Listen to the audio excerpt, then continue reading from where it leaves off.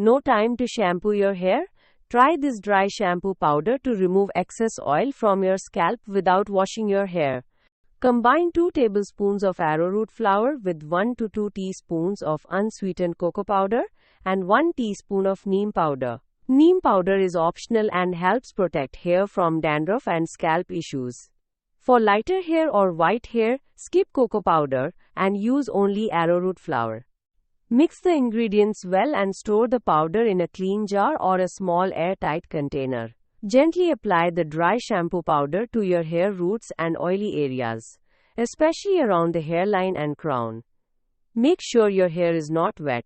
Let it sit for a minute to absorb the oil, then comb out the flour using a comb or hairbrush. And that's it. You've got a natural, quick fix for greasy hair. Like and subscribe for more ideas.